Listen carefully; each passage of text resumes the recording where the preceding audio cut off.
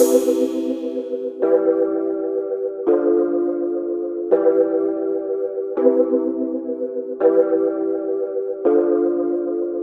Beat Productions.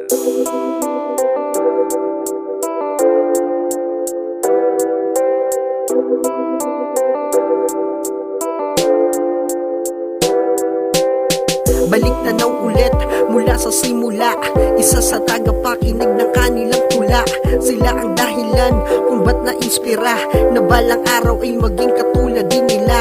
Kaya iniinsayo ko lang ito mabuti, kahit saan pumapunta ay sound trip ko palagi. Ang kanilang mga kantang ginagawa hanggang ngayon para sa akin ay hindi nakakasawa.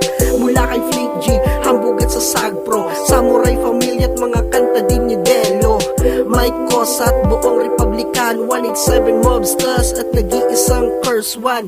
Para sa akin sila nagkakaisa, pananaw ng tao lang merong pagkakaiba. Lalo na ngayon sa henerasyon na ito, di mo alam yung tunay, parang lahat hipokrito.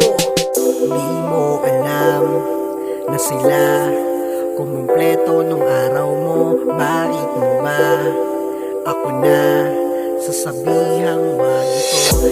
Paano kung sabihin ko na sila yung bumuo at dahilan na kaya ako ngayon ay nandito? Kaya respeto lang, sila idolo ko. Para sa akin lahat nagdala ng titulo.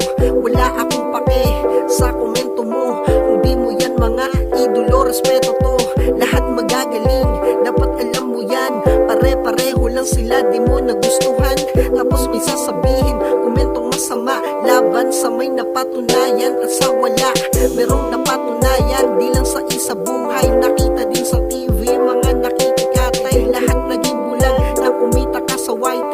Ingati mo yung hip-hop at nakita yun sa FB, pero ganun pa man, respeto sa inyo. Sila kasi yung kilala na naabutan ko, kaya para sa akin sila din may ambag. Sila yung old school ko, kung maaari pakitag. Di mo alam na sila kumumpleto nung araw mo.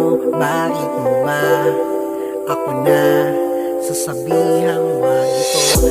Paano kung sabihin ko na sila yung bumuo at dahilan na kaya ako ngayon ay nandito? Di mo alam na sila kumumpleto nung araw mo. Bakit mo ba ako na sasabihang wag ito? Paano kung sabihin ko na sila yung bumuo at dahilan na kaya ako ngayon ay nandito?